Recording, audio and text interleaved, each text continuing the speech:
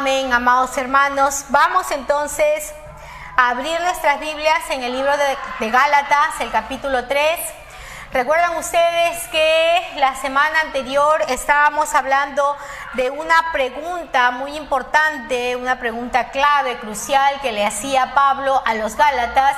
Y esta pregunta se encuentra en Gálatas 3:2. En Gálatas 3:2 nosotros encontramos esta pregunta.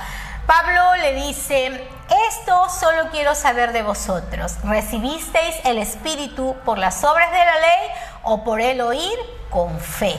Entonces habíamos estado conversando cómo recibimos el Espíritu en el nuevo nacimiento, ese Espíritu que es el Espíritu que es la promesa que el Señor ya nos había dado desde el Antiguo Testamento, ¿no? Y el Antiguo Testamento que es la sombra de lo que ahora estamos viendo a través de Jesucristo. Entonces Pablo dice: ¿ustedes recibieron este Espíritu por las obras de la ley o por el oír con fe? Entonces justamente Pablo, para sustentar el oír con fe, a este grupo de Gálatas que eran judaizantes, que eran muy vehementes en el cumplimiento de la ley de Moisés, les dice justamente que ¿dónde comenzó todo esto? Les dice: Abraham fue justificado por la ley o fue justificado por las obras, ¿no? Y justamente en el versículo 6 de Gálatas 3:6 nos dice que Abraham le creyó a Dios y esto le fue contado por justicia. Entonces Pablo nos empieza a explicar realmente esta hermosa dependencia de Abraham por la fe en nuestro Señor, en un tiempo donde la ley todavía no existía puntualmente como luego de Moisés se va a conocer, pero Abraham le cree a Dios y ese creer esa fe es la que por la que Dios hace que Abraham sea justificado. Disculpen, por favor. Entonces Abraham es justificado por la fe. Pero ¿qué pasa si dependemos de las obras para salvarnos? Y justamente el versículo 10, que es un poco lo que estábamos cerrando la semana pasada, dice: porque todos los que dependen de las obras de la ley están bajo maldición. Pues escrito está: maldito todo aquel que no permaneciere en todas las cosas escritas en el libro de la ley para hacerlas. Entonces esta es una parte muy importante porque nadie puede cumplir todas las obras de la ley. Dice bien claro: maldito todo aquel que no permaneciese en todas las cosas escritas en el libro de la ley para hacerlas. Entonces este versículo 10 nos empieza pues a indicar que la ley en sí misma no se puede cumplir. Todo. Si tú quieres vivir por la ley, por las obras, si tú te quieres justificar por el cumplir, el hacer obras, el cumplir los mandatos, y esto lo pones por encima de tu fe en Dios, dice la palabra que si fallas en una de estas, eres maldito, porque para poder ser acepto en la ley tendrías que cumplir todas sin faltar a ninguna de ellas. Entonces ya el versículo 12 nos dice: y la ley no es de la fe. La ley no es de la fe, sino que dice: el que hiciera estas cosas vivirá por ellas. Entonces allí estábamos conversando que de repente cuando nosotros hemos venido al Señor, le hemos conocido, ese amor inefable que el Señor ha derramado sobre nuestras vidas nos mantenía adelante. Nosotros oímos el Evangelio y fuimos convencidos de pecado, entendimos el Espíritu de Dios obrando en nosotros, nos hizo entender que éramos pecadores, y al empezar a entender que somos pecadores, nosotros nos volvimos al Señor, y al volvernos al Señor es el Espíritu de Dios que viene sobre nosotros dándonos una vida nueva, haciendo vivir a ese espíritu muerto que estaba en nosotros. Entonces Esto es al inicio de nuestra vida cristiana, pero de repente han pasado los años y muchos de nosotros hemos empezado a depender más de las obras de la ley que de nuestra fe en Jesucristo. Y estamos más preocupados en cumplir una serie de preceptos que realmente en confiar nuestra vida a Jesucristo. De repente nos es suficiente con ir al culto, nos es suficiente con diezmar o ofrendar, o que tal día nos toca la oración, ya fui, ya cumplí, y eso es suficiente. Allí estaríamos cayendo nuevamente en las obras de la ley. Entonces, nosotros debemos entender que el justo por la fe vivirá. Y eso es lo que nos dice en Gálatas 3:11, que por la ley ninguno se justifica para con Dios. Es evidente porque el justo por la fe vivirá. Y esta es una de las ideas claves que sirvió para Martín Lutero, para que Martín Lutero se pueda oponer a todo lo que se vivió en la época en la que él era un cura en la Iglesia Católica y observaba tantas prácticas de obras para acercarse a Dios, y cuando él encontró esto realmente alumbró su vida, ¿no? Él de repente hacía muchas penitencias, rezaba una serie de rezos, cumplía con una serie de dictámenes que la Iglesia Católica de la época le pedía, y él como que él sentía que por amor a Cristo tenía que cumplir todo esto, pero realmente sentía que este cumplimiento no satisfacía su necesidad de Cristo, hasta que volviéndose a la palabra, estudiando libros como Romanos, como Gálatas, y en este encuentra pasajes como esto en los que el Señor les dice, le ilumina y le hace entender que no es por las obras de la ley, sino que el justo por la fe vivirá. Entonces, eso es algo que debe sustentarnos a nosotros todo el tiempo.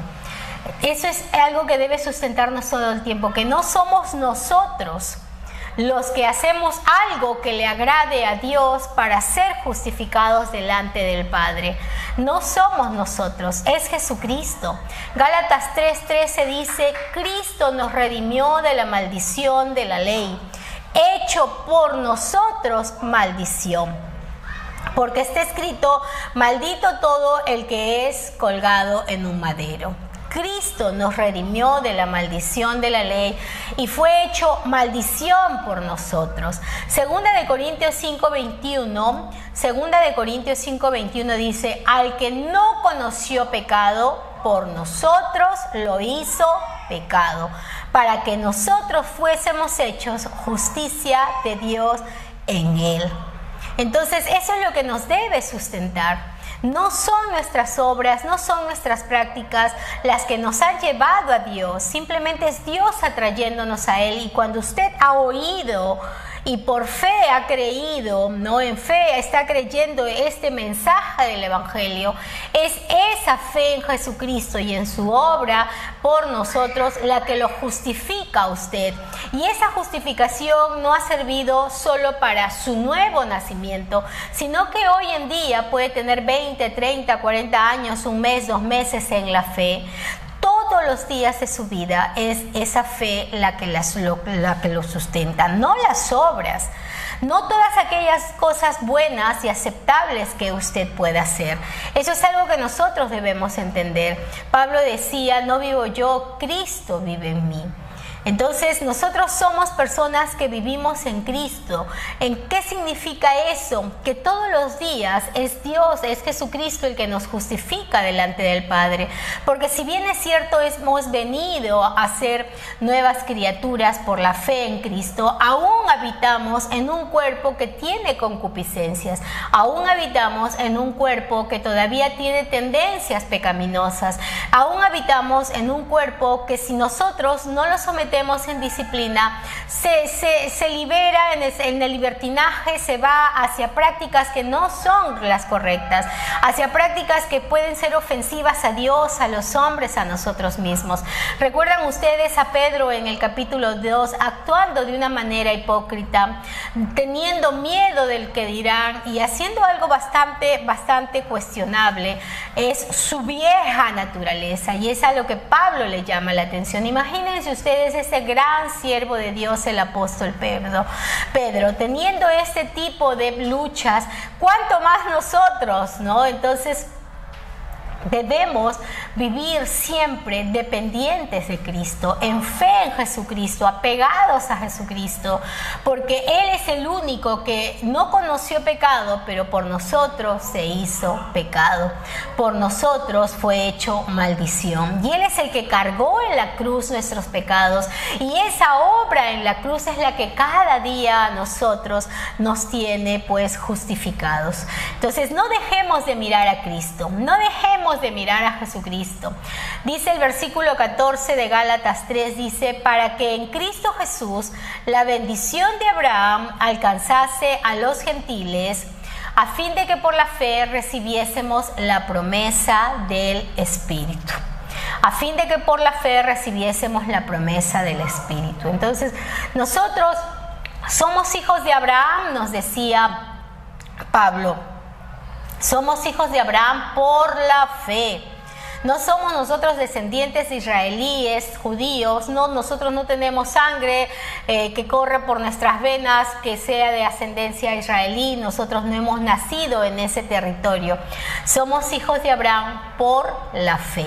Porque así como Abraham le creyó a Dios en un tiempo en que la ley todavía no estaba escrita, Abraham le creyó a Dios y le fue tomado por justicia, así también nosotros le hemos creído a Dios.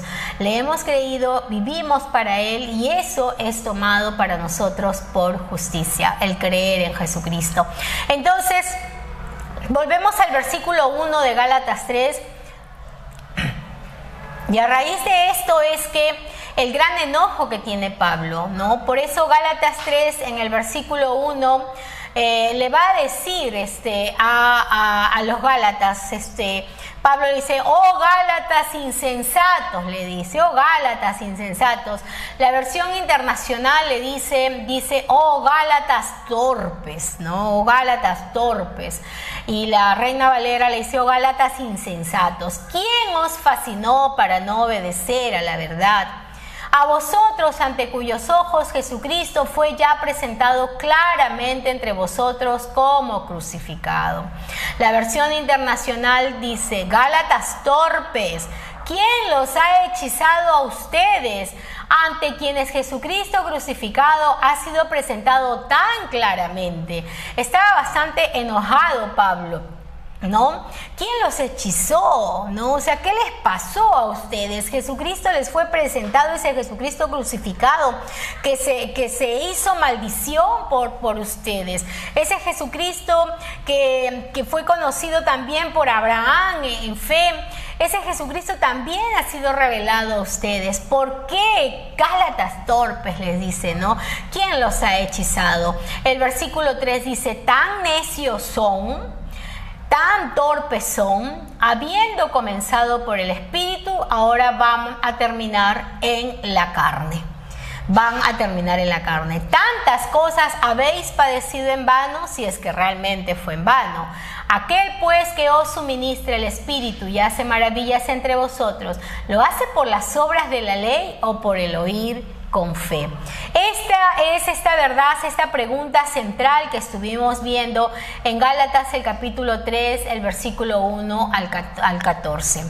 Realmente el actuar de Dios, el Espíritu que se mueve en nosotros, lo hemos recibido por las obras de la ley o por el oír con fe. Si usted sigue creyendo que ha recibido este poder de Dios, si usted ha recibido el Espíritu de Dios, si usted ha sido justificado por sus obras, la palabra de Dios la hemos leído y en Levítico también se dice de que usted, si está sujetándose a las obras, dice: maldito es porque a todo aquel que no fallase en alguno de ellas, porque usted tendría que cumplir todas ellas.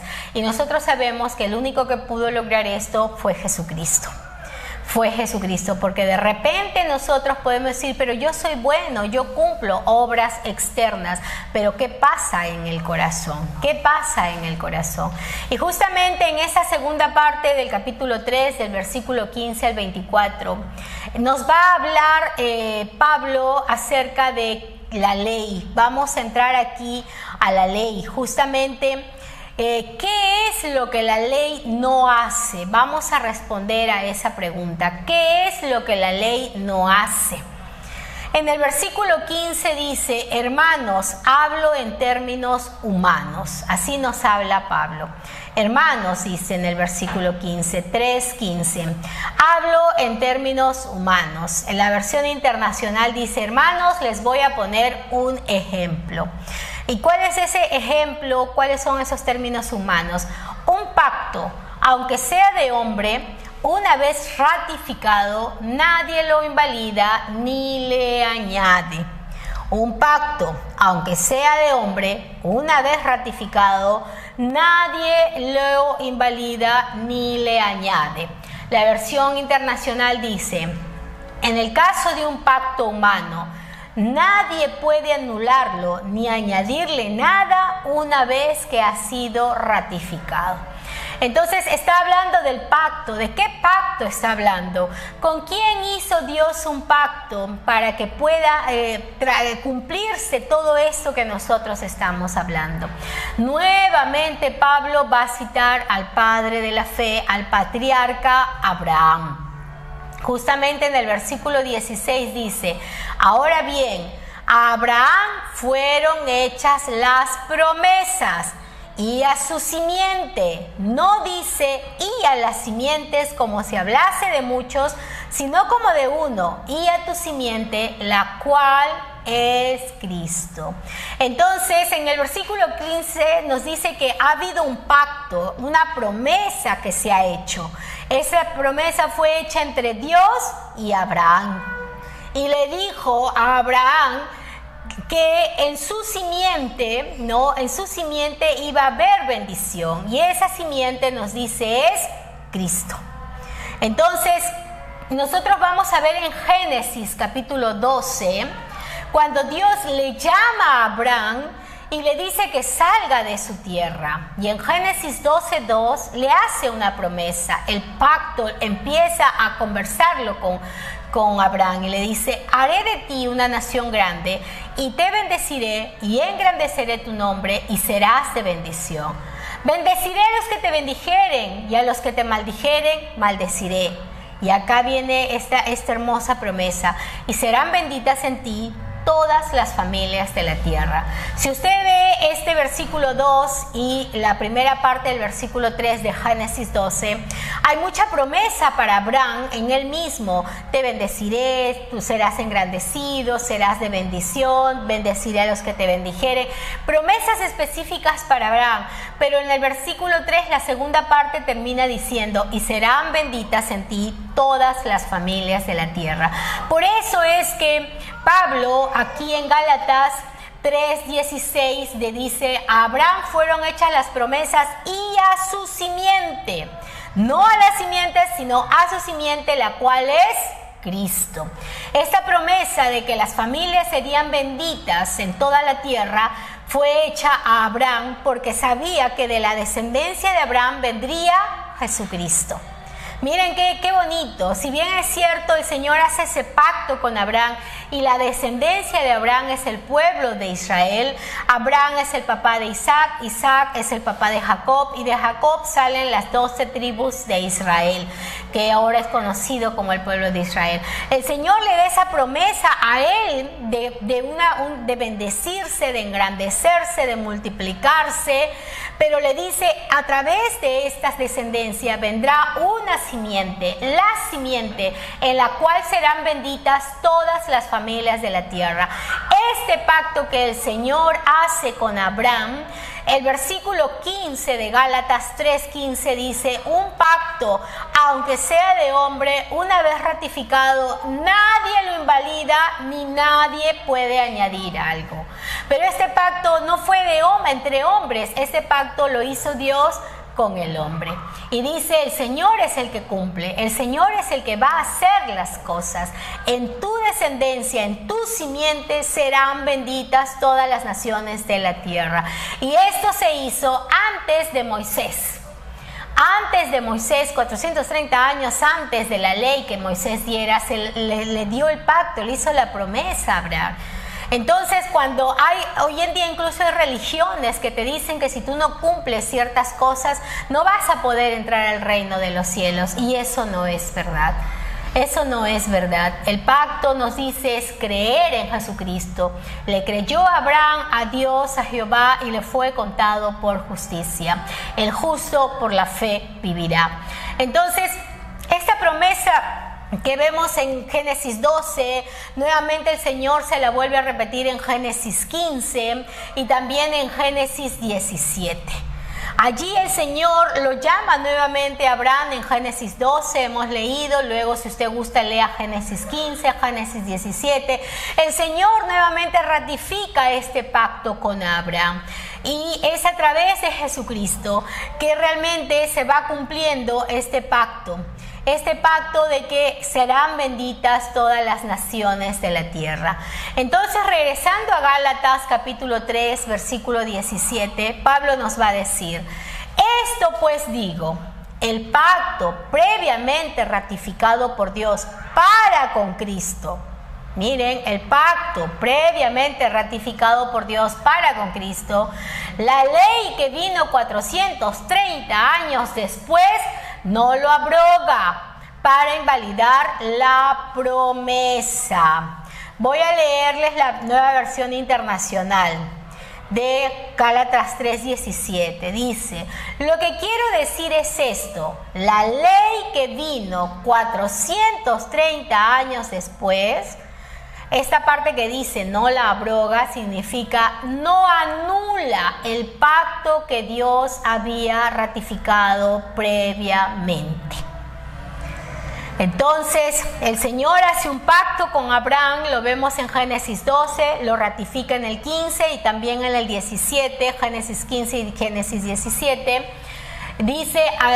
Nos dice Pablo en el versículo 17 de Gálatas 3, nos dice que la ley que vino 430 años después de este pacto que Dios hizo con Abraham, esa ley no anula el pacto que Dios ya había hecho con Abraham y por ende con la humanidad. No la abroga, no la anula, dice. De haber sido así, quedaría sin efecto la promesa. No, se hubiera invalidado la promesa. No, dice. Recuerden ustedes en el versículo 15 que nos hablaba que cuando aún entre los hombres se firma un pacto, se ratifica el pacto, ya nadie lo puede invalidar. Mucho más un pacto que Dios hizo con la humanidad. Entonces, si Dios ya hizo a través de Abraham el pacto de la fe, de la promesa de la justificación por la fe, entonces 430 años después viene la ley. Esta ley no anula la promesa porque el pacto ya fue dado. Entonces, ¿qué es entonces lo que la ley no hace? La ley no puede justificarnos. La ley no nos hace más justos delante de Dios. El cumplir las obras, los mandatos, no nos hace más justos delante de Dios. No, nos dice porque ya había una promesa, que el justo por la fe vivirá, que Abraham le creyó a Dios y le fue contado por justicia. La ley que vino 430 años después no anula esta promesa. La ley no te hace más justo. El cumplimiento de la ley no te hace más justo. Entonces, ¿para qué sirve la ley?, se pregunta Pablo. Gálatas 3:19. En Gálatas 3:19 Pablo se pregunta: ¿y entonces para qué sirve la ley? Dice: fue añadida a causa de las transgresiones, hasta que viniese la simiente a quien fue hecha la promesa. Miren qué hermoso. Y fue ordenada por medio de ángeles en mano de un mediador. Entonces, ¿para qué sirve la ley? Dice, fue añadida a causa de las transgresiones.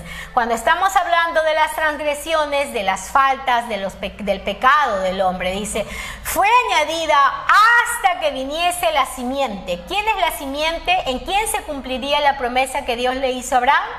Hasta que viniese ¿quién? Jesucristo. Entonces, hasta que viniese la simiente, ¿en quién fue hecha la promesa?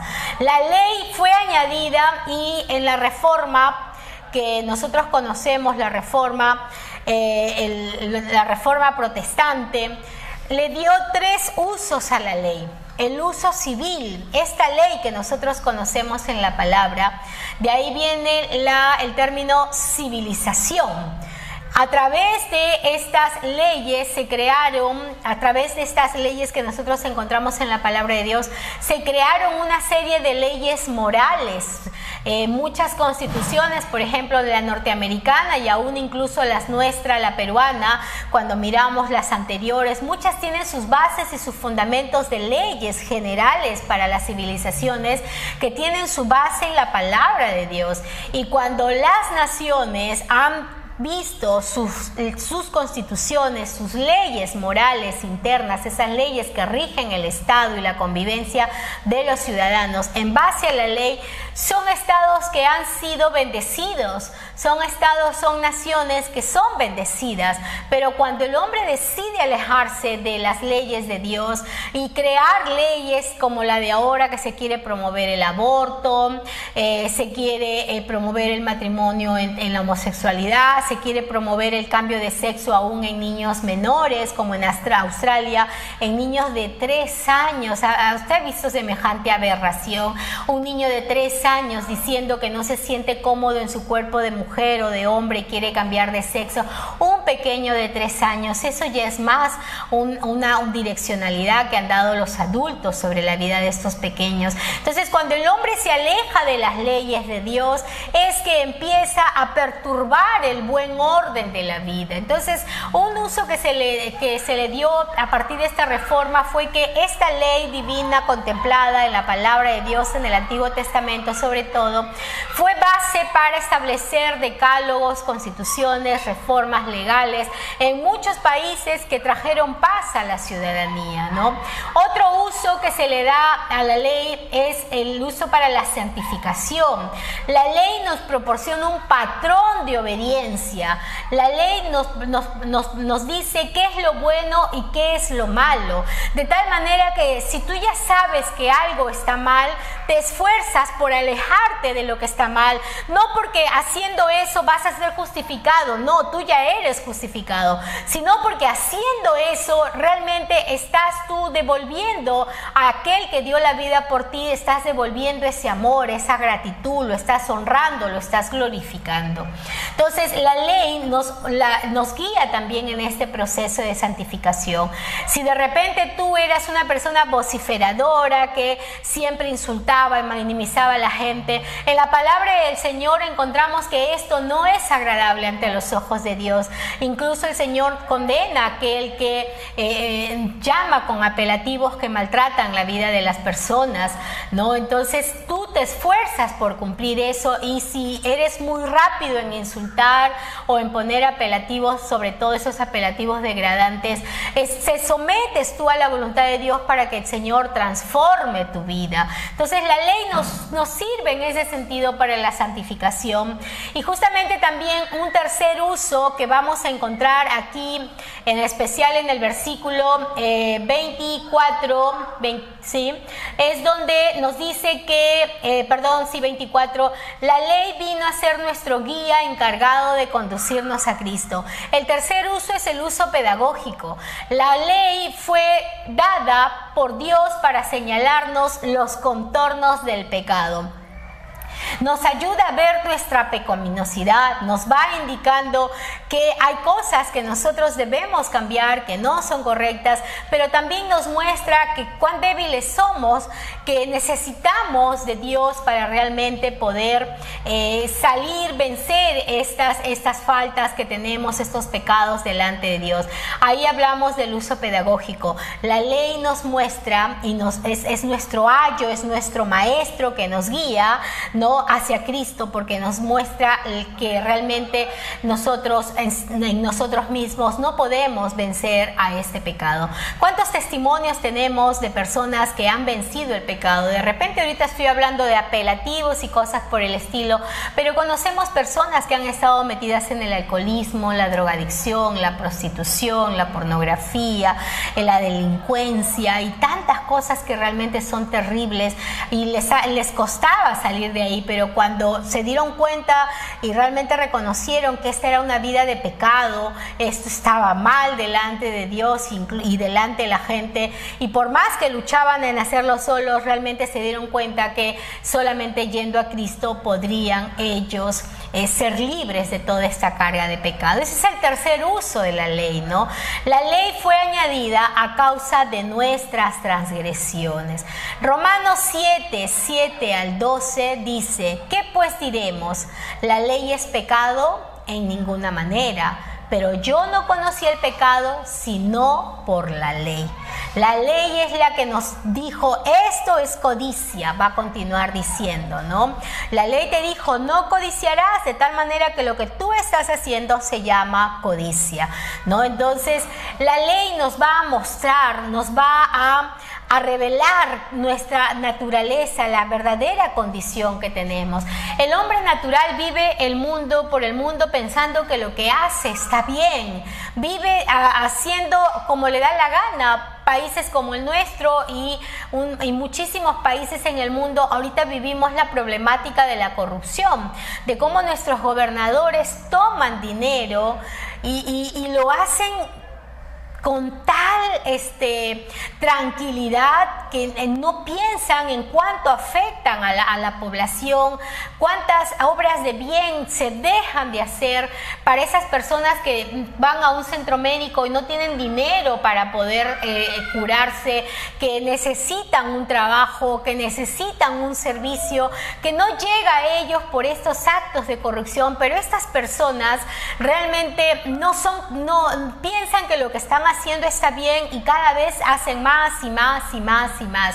Pero cuando los ilumine la palabra del Señor, esa palabra les dirá que sus actos son corruptos, que eso está mal, que eso es aquello que realmente los aleja de la vida eterna, que los aleja de esa vida que ellos buscan, porque necesitan más dinero para querer felicidad, para tener, si tienen todo lo que el dinero les puede comprar, van a ser felices.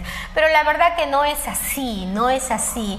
Puedes tener mucho dinero, pero cuando no tienes a Cristo, realmente tu vida es muy triste, es muy lamentable. A pesar de que en grupos con el dinero puedas aparentar felicidad, tú sabes que en tu soledad, allí donde nadie te mira, allí donde nadie te oye, tú no eres feliz, porque realmente esta vida de pecado te está maltratando. Y esta palabra, si tú estás escuchando, es esa palabra que te está diciendo lo que es correcto y lo que no lo es. Ese es el propósito de la ley. Nos va mostrando, nos va determinando leyes en la vida humana, nos va diciendo que necesitamos de Jesucristo, nos va mostrando la necesidad de acudir a Jesucristo, nos va diciendo que nosotros somos unos pecadores y solamente en la obra de Cristo nosotros podemos ser salvos. Entonces dice acá, luego la ley es contraria a las promesas de Dios. En ninguna manera, porque si la ley dada pudiera vivificar la justicia, la justicia sería verdaderamente por la ley. Mas la Escritura lo encerró todo bajo pecado para que la promesa que es por la fe en Jesucristo fuese dada a los creyentes. La Escritura lo encerró todo en pecado, ¿no? La ley encerró y dijo, esto es pecado, esto es pecado, esto es pecado, y fue indicándonos que la mentira, que el hablar de la gente, que el desear el mal a tu prójimo, que tú, hombre que estás casado, mujer que estás casada, ya andas mirando pornografía, andas mirando fotos de hombres o de mujeres y diciendo qué guapos, qué bellos, eso es adulterio. Adulterio no solamente es ya tener un acto sexual con otra persona, el desear, el pensar, ya el Señor dijo, eso es adulterio, ¿te das cuenta? Entonces no hay mentira chiquita, no hay mentira grande, no hay mentira blanca ni mentira negra, la mentira es la mentira. Dice acá Gálatas 3:22, la Escritura lo encerró todo bajo pecado para que la promesa que es por la fe en Jesucristo fuese dada a los creyentes. Pero antes que viniese la fe, estábamos confinados bajo la ley, encerrados para aquella fe que iba a ser revelada. El hombre metido, consumido, muerto en sus delitos y en sus pecados. Ese hombre al cual la escritura, al cual la ley le dijo: lo que tú estás haciendo es pecado, y por estar en esta situación de pecado estás muerto ante Dios, y por lo tanto estás condenado a la muerte eterna, que es el infierno. Esa es la ley, para eso sirve la ley. Nos va diciendo lo que es pecado delante de Dios. El cumplimiento de la ley no nos acerca a Dios, nos dice cuán alejados estamos de Dios. Entonces dice acá que estábamos confinados bajo la ley, encerrados para aquella fe que iba a ser revelada. Aquella fe, esa promesa que le fue dada a Abraham, de que en su simiente serían benditas todas las familias de la tierra. ¿Quién es esa simiente? Jesucristo. Que tú, que te sientes encerrado en delitos, en pecados, que de repente tú no robas, no matas, pero estás cansado de mentir, estás cansado hasta de trabajar y el trabajo te es un tedio, y mientes y haces cosas para dejar de trabajar, o en tu mismo hogar estás cansado hasta de tus hijos, de tu esposa, y sientes el tedio, el fastidio, y empiezas a desear cosas malas. Estás encerrado en delitos y pecados. Eso es la ley te dice: eso está mal, porque tú eres un padre de familia que debe amar a sus hijos, pero tú dices: ¿cómo los amo? No siento el amar. Entonces, para eso viene la fe en Jesucristo. Tú no vas a cambiar porque dices: yo soy padre y tengo que cambiar, mis hijos yo los tengo que amar, los tengo que amar, los tengo que amar. Así no lo vas a lograr, sino que es a través de Jesucristo. Dice el versículo 24 de Gálatas 3: de manera que la ley ha sido nuestro ayo, nuestro maestro, el que nos llevó a Cristo, a fin de que fuésemos justificados por la fe. Tú no vas a cambiar tu vida porque te metas en la cabeza y dices: voy a ser bueno, voy a ser bueno, voy a ser bueno. Quizás lo puedes hacer algunos días, un corto tiempo, pero luego volverás a lo mismo. Aquello que realmente, si quieres tú cambiar tu vida, lo primero que tienes que hacer es mirar a Jesucristo, creer en Jesucristo y en la obra que Él ha hecho en ti.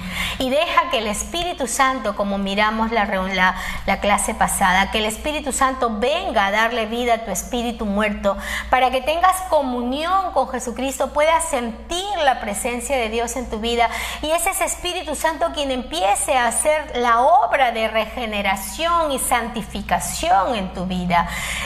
Es el Espíritu Santo, pero eso no lo vas a lograr porque primero seas bueno y luego vas a ir a Jesucristo. No, tal como estás, tienes que venir a Jesucristo. Esta palabra que te he dado hoy día, de que si eres un padre que no está satisfecho con su hogar y quiere abandonar, eso está mal, eso es la ley, ese es el ayo que ahora te está acercando a Jesucristo. Si tú estás viviendo una vida de mentira, una vida de crueldad, esa es la ley que te está diciendo: eso está mal, pero tú no vas a cambiar por ti mismo. Tú no esperes ser bueno para luego acercarte a Cristo. Hay gente que dice: voy a cambiar porque Jesucito no me va a querer así como soy. Es que tú no vas a poder cambiar por ti mismo. Y recuerda que Jesucristo murió por todos. Si tú quieres ser transformado, primero ven a Jesucristo. Tú eres justificado solamente por el hecho de creer que Jesucristo puede transformar tu vida. Eso es lo que Pablo está hablándonos y continuará hablándonos la próxima semana en los últimos versículos de Gálatas 3 y en los primeros versículos de Gálatas 4. Que nos va a dar una hermosa promesa de que aquellos que nosotros hemos creído en Jesucristo, impíos, pecadores, ninguno de nosotros que hemos venido a Cristo ha sido perfecto al venir a Cristo, y aún en Cristo nuestra lucha es continua con esta naturaleza pecaminosa. Ninguno de nosotros es perfecto, pero al creer en Jesucristo somos justificados. Al tener esa fe en Jesucristo somos justificados delante de Dios Padre, y es el Espíritu Santo que nos transforma cada día, porque vivimos en esa vida de búsqueda de Dios a través de la oración, y ahora como estamos haciendo en la meditación de la palabra de Dios. Busca a Jesucristo, no mires a otro, nadie más va a poder transformar tu vida, solo el creer en Jesucristo.